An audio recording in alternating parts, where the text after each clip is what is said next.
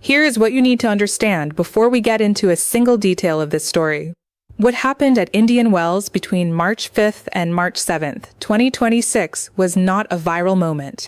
It was not a feel-good footnote in a tennis news cycle that will be forgotten by next week.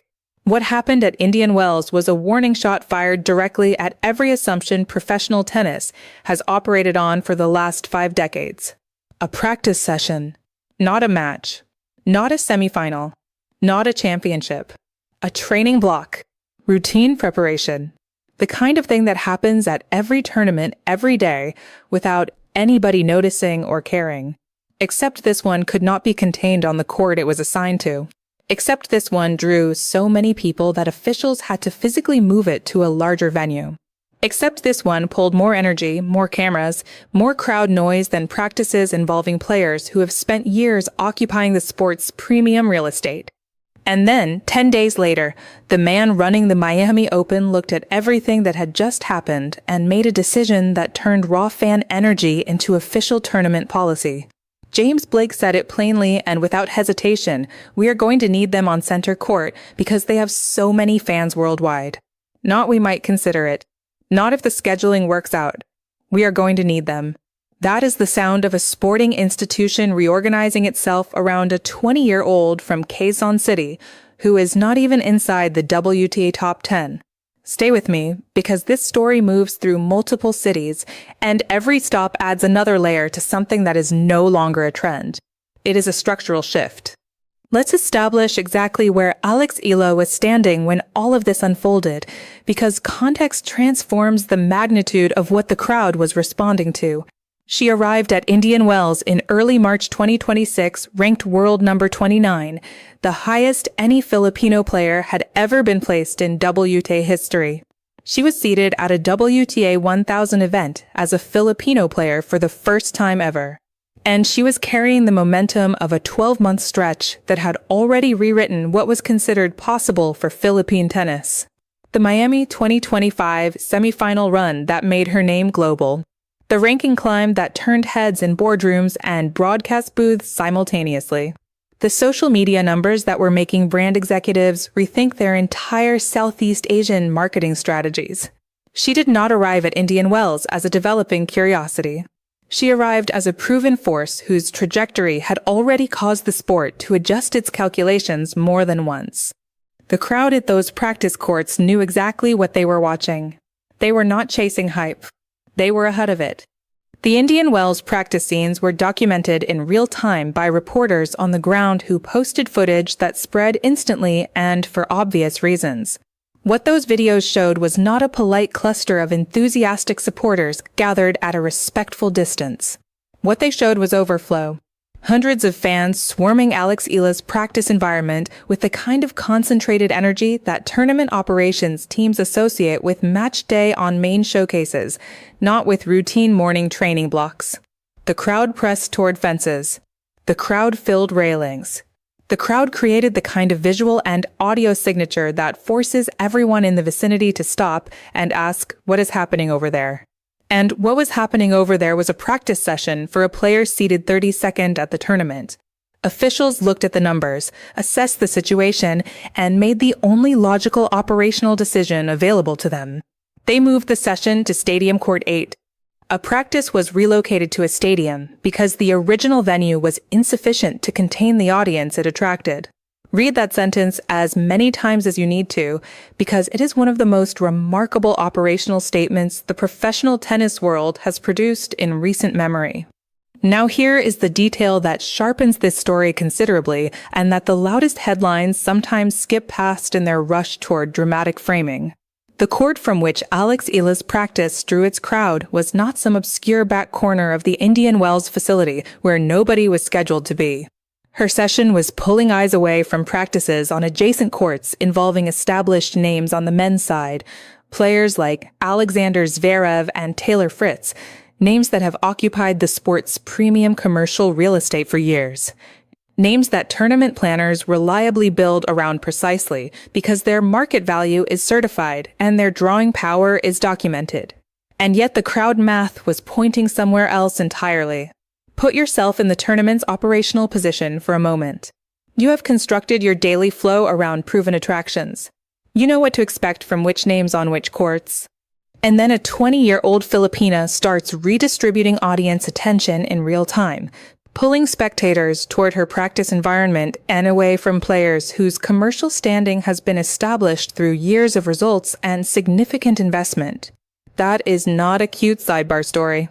That is market correction happening in public, in front of cameras, without anyone planning or staging it. That is the crowd delivering a verdict that no rankings algorithm and no seeding committee had officially issued yet. The results in the actual tournament arrived to confirm what the practice courts had already announced. Eala did not walk into Indian Wells as a fan favorite coasting on goodwill who needed the bracket to protect her from reality.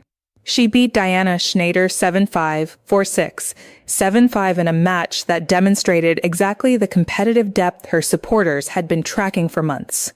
And then she took down Coco Gauff 6-2, 2-0 retired, putting one of the biggest names in American women's tennis on the other side of a loss before Gauff was forced to withdraw injured.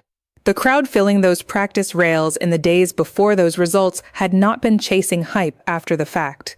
They were reading the competitive gravity before the scoreboards had officially ratified it. They were hours ahead of the official narrative, and they were right.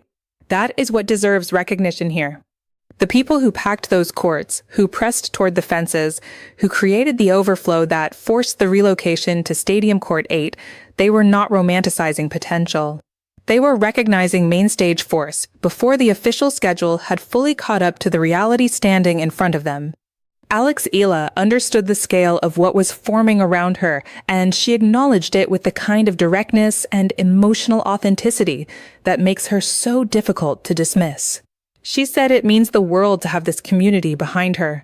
She said for them to make the effort to stay up late and stay out in the cold and cheer her on, that is something she carries with her.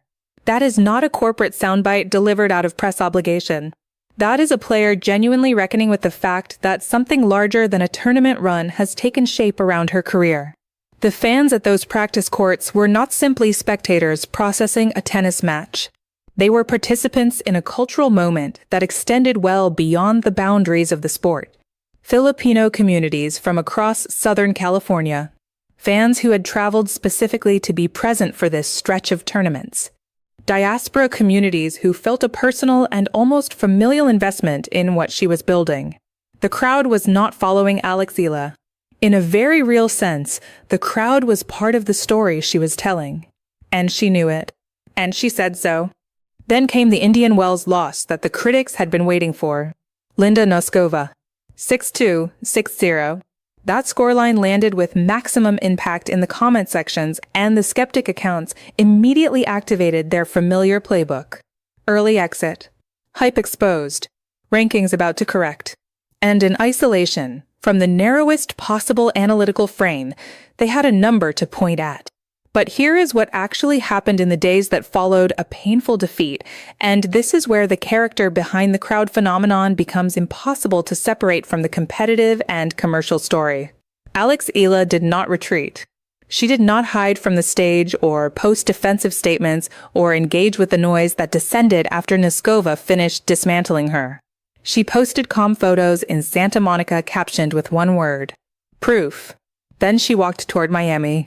And when Miami came into view, the crowd came back. Because the crowd was never just following results. The crowd was following something more durable than any single afternoon on a tennis court. Which brings us to March 15th, 2026, and the statement that transformed everything that had been building since those Indian Wells practice sessions into official institutional policy. James Blake, Miami Open Tournament Director, former world number 4.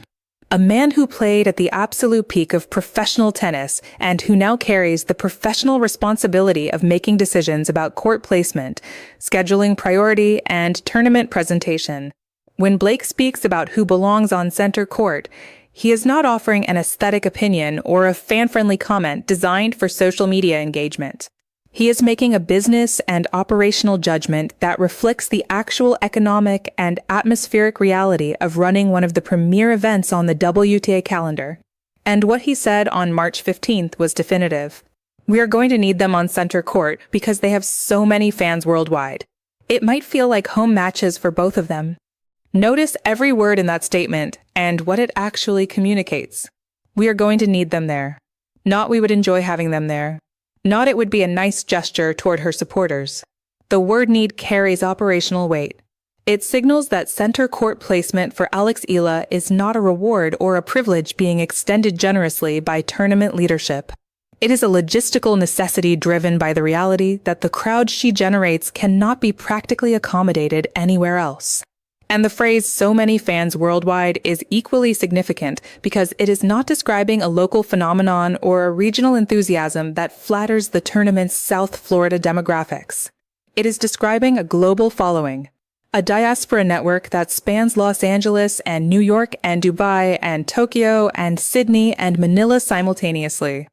A community that watches regardless of time zone, that fills whatever venue she plays in with something that looks and sounds like home support no matter which country the tournament is staged in.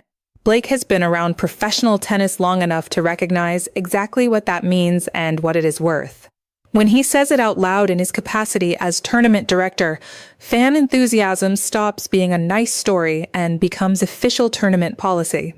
The viral headlines claiming that her Miami practice outsold the finals remained unverified, and here is the honest and important point that the best version of this story requires us to make clearly. Those specific claims do not need to be literally true to make the larger argument, because the larger argument has already been confirmed by institutional sources whose credibility and professional standing place them beyond the reach of motivated skepticism. The Indian Wells practice relocation to Stadium Court 8 is documented. James Blake's center court declaration is on record. Coco Gauff's acknowledgement that she was apologizing to Alex Eala's fans for making them wait is verified. The practice scenes captured by reporters on the ground are real footage, not constructed narratives. The pattern across two major WTA 1000 events in succession is not ambiguous. You do not need the most dramatic version of this story to be factually precise. The verified version is already extraordinary enough to stand entirely on its own. What the entire arc collectively signals, from those Indian Wells practice courts through the Gauff upset, through the Noskova loss, through the Santa Monica photos, through the Miami arrival footage, through Blake's center court declaration, is something that professional tennis has rarely had to process at this speed. Audience force moving faster than rankings. Fan gravity outpacing the official certification mechanisms that the sport uses to designate who its stars are supposed to be. Alex Eala has not won a WTA Tour title. She has not broken into the top 10. She has not accumulated the Grand Slam record that the traditional star-making machinery of professional tennis uses to assign promotional priority. And yet the crowds arrive early for her practice sessions. And yet the tournament directors are reorganizing their center court schedules around her worldwide following. And yet the broadcast energy around her matches has been described repeatedly as qualitatively different from what surrounds comparable players at comparable ranking positions. The sport's official certification process is running approximately 12 to 18 months behind what the crowd already knows. That gap is not going to close by the crowd adjusting downward. It is going to close by the official apparatus catching up. Now widen the frame further, because what Miami was signaling in mid-March 2026 was not merely that Alex Eala is unusually popular for her ranking. It was surfacing a structural question about how professional tennis assigns value and distributes visibility in a social media era where audience formation no longer requires institutional endorsement. Tennis scheduling has protected hierarchy for decades, and for good structural reasons. Top 10 names get premier courts and prime broadcast windows because their certified commercial value justifies the investment and because the systems built around that model have sustained a successful global sport. But those systems were designed before a 20-year-old from Southeast Asia could accumulate a following that makes stadium court placement a logistical necessity at a WTA 1000 event while still ranked outside the top 25. The model was built for a world where star power moved upward through results and then got commercially recognized afterward. Alex Eala is demonstrating that in a diaspora-connected, socially distributed world, fan gravity can precede official recognition by a significant margin. And when it does, The scheduling has to respond before the rankings do. That is what happened at Indian Wells. That is what Blake was acknowledging on March 15th. That is what the pattern across the entire spring swing was establishing in real time. Her own words about what this community means to her add the human dimension that no analytical frame fully captures on its own. She said that to be Filipino is something she takes so much pride in. She said she is so grateful that her supporters make her feel like she is home. After the bagel set against Noskova, after the harshest scoreline on her recent record, those were the words she chose to anchor herself with. Not defensiveness, not deflection, gratitude. And then she walked straight toward Miami and straight toward the next crowd that was already assembling to receive her. That psychological architecture, the ability to process a painful loss without letting it damage the internal certainty that she belongs in the room she is entering, is not separable from the crowd phenomenon. The fans feel it. The tournament directors feel it. The broadcast producers feel it. And the brands whose commercial interests are tied to the Southeast Asian markets she embodies most powerfully feel it in the analytics that inform every significant sponsorship decision. The crowd does not just show up for talent. The crowd shows up for the combination of talent and character and cultural meaning that Alex Eala represents. That combination is what Blake was making institutional policy around on March 15th.